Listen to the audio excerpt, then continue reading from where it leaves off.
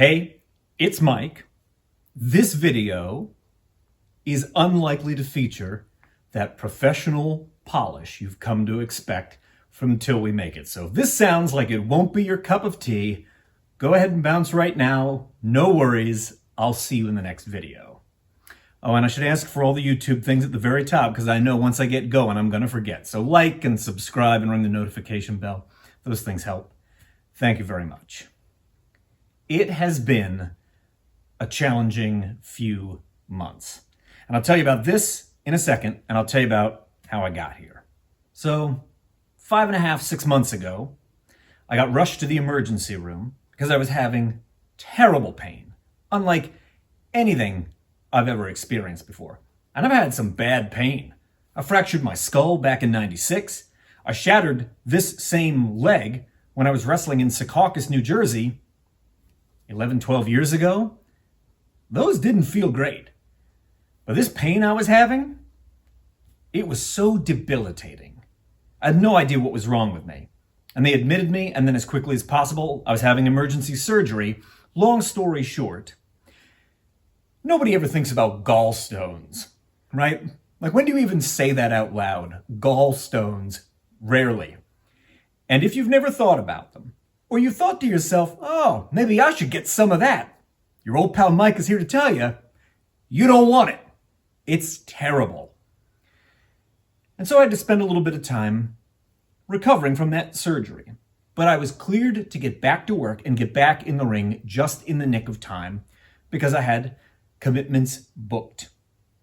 Wrestling is how I make a living. It's how I put food on the table. It's how I pay my rent. And so when I'm out with an injury, not only is there like the medical bill part of it, which is nobody's favorite, but then there's also the fact that I'm not working. And luckily, I was cleared just in time for a really important engagement that I had booked overseas. And I got to go and do some training with the fabulous folks over at SIW in the Tuscany region of Italy. Shortly thereafter, an in-ring accident occurred involving my right foot. And this is not the first time that my foot necessarily has been injured, and so I guess I just treated this like any other injury I've had in wrestling.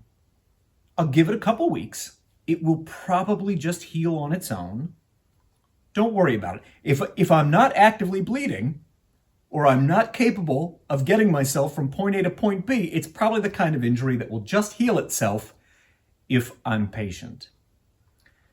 But then, shortly after I returned from running a wrestling boot camp in Trinidad and Tobago, the pain in my foot became virtually unbearable. And so I had to go and get it looked at. And after taking some images, my orthopedic specialist had advised that I take 4 weeks off and just do nothing. Spend as little time on my feet as possible. And that might be enough for the stress fractures in the center of my foot to heal on their own, which is what I wanted to hear. I did not want to hear about being put in a cast. I did not want to hear about having surgery for this. I don't even know if you can do a surgery to fix that. I don't know, but I didn't want to hear those words coming out of his mouth. And so I did. I spent 4 weeks doing as little as possible. And the timing of this had to be very precise because the day after that 4-week period expired, I had seminars booked during the festivities of Mania Week here in Pennsylvania. And I knew I had wrestlers coming from all over the world to train with me. So I felt a lot of pressure for these 4 weeks to do the work and for me to get back in the ring. Well, the 4 weeks went, and my orthopedic guy said, just ease right back into your old routine. If you have any trouble, let me know. Fair enough. So I taught the seminars, and they were a blast. It was such a joy to be back in the ring doing the thing that I love with other people who are passionate about it. It doesn't get much better than that. And I did my seminar, and I did my next seminar, and then I did my next seminar, and I thought, I'm back. It's all good. And at the end of that last seminar, I hopped down off the apron of the ring to the floor like I've done 1 trillion times before in the last 30 years. And it felt like glass was shattering inside my foot. And I knew, I'm done. Just like that. back to the orthopedic guy, go, now I get fitted for the RoboCop boot. And I don't mind telling you, I feel frustrated by this. I feel kind of aimless because now I'm spending more than 4 weeks doing a whole lot of nothing. And then only when I get to the end of the period with the RoboCop boot do I enter into physical therapy. And if everything goes perfectly, then back to work in July. That's a lot of time for me to be idle. If you have been doing this for any length of time, I'm sure you've had some kind of injury. A minor one, a major one, maybe a couple of both, whatever the case might be.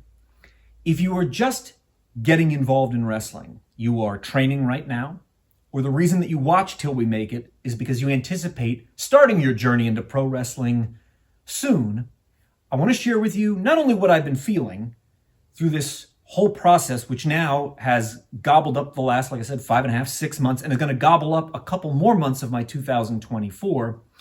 And then I also want to share with you how I'm coping with this.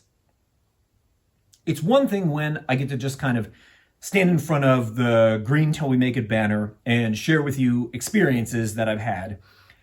This is an experience I'm having right now. There are days where I feel utterly aimless because I can't go anywhere. This is the foot that I would drive with. I am effectively homebound. And I also feel very frustrated. In preparation for this, I want to counsel you, and I think I have a video on the channel about this, but I'm going to tell it to you exactly how I've been doing it for the last 6 or 7 years. Basically, since my arm got pushed out of place. That has to be 7 years ago now. That was an ugly one. Every once and again, I don't know if you ever get this, when I think about the injury, like I feel a wave of pain in that limb as if it's happening again. I would like for that to be over now. After that, I decided, after that arm injury, that what I should do is choose a project that I'm going to work on the next time I'm injured or in a forced cycle of downtime. So I'm not going to wait for the injury to happen and then pick something, which kind of feels like a consolation prize. I'm going to pick a project that I want to work on in advance. And if that means that you're going to have to accrue some resources so that you can work on the project, do that now. Do it while you are 100%, while you're feeling healthy, so that when the injury comes up, you will combat feelings of aimlessness by going right to work on that preordained project. And I'll tell you what I did. Back before I had the emergency surgery, I decided that the next time I have a forced period of downtime for recuperation, recovery, or whatever, that I was going to start writing my 11th wrestling book. And that's exactly what I started doing. And I got enough of it done before I jumped back in the ring to think, I bet you I could finish this book in the next year. It wouldn't have been possible if I hadn't been forced into a cycle of downtime. But because I had a project to work on, it did help me battle feelings of aimlessness then, and I'm going through it again right now. So yeah, even though I've picked that project out, does it work 100% of the time? It doesn't. I still feel aimless from time to time. But now, when those feelings creep up on me, it doesn't take long before my very pesky inner voice creeps up on me and says, hey, Mike, you know that book of yours isn't going to write itself. Why don't you get back over to the keyboard? And then I do. And then I've got something to do. It's been helpful.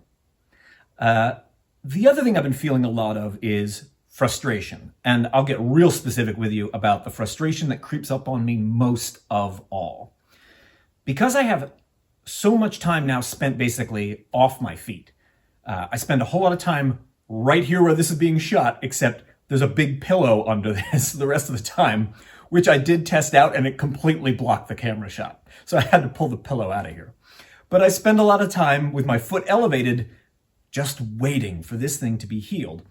And while it's given me an opportunity to focus on the growth of the Till We Make It channel and Patreon and everything else that's kind of like part of that ecosystem, it's really called to attention for me that there are relatively new creators who have jumped into this same niche where I've been for the last 5 years, and they have just blown past me. Channels that have been in this space for 6 months already have more than 100,000 subscribers. Someone else who just jumped into this niche in the last year, above 250,000 subscribers. That feels very frustrating to me. Their growth puts me to shame. I feel frustrated just watching that. And here's what I've got to remind myself of whenever I feel that type of frustration. I need to run my own race, so to speak. I have to remember who I'm really competing against, and that's the past version of me. It will never be a fair metric to compare myself to these other creators because all our circumstances are different. All the different ups and downs of our various wrestling careers, they're all very, very different. And the reality is that this has been the best year for growth of Till We Make It. There's no metric I can find in my YouTube analytics that says anything to the contrary. By every metric, this year so far has been the best year of growth for Till We Make It. And that's who I'm competing against. I'm competing against the work I did last year and the work that I did the year before that and the work that I did the year before that, etc., ad infinitum.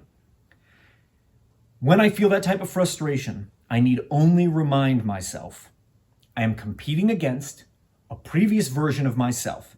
And if I'm using any part of this injury downtime to recalibrate so that I can make this year better, stronger, more effective, more aligned with what my long-term goals are, then I'm on the right path. And those are the two main points I want to share with you, as this morning I felt overwhelmed by both the frustration of my circumstance and this weird specter of aimlessness that sometimes I struggle to exercise. With an O, not an E, exercise. Pick out that project for yourself before the injury happens, and then focus your energies and efforts on that, whatever it is that you choose. And when you feel yourself frustrated because you think, oh, I'm getting left behind, everybody's getting further ahead of me, and all this other stuff, which we all feel when we're sidelined by injury, remember, run your own race.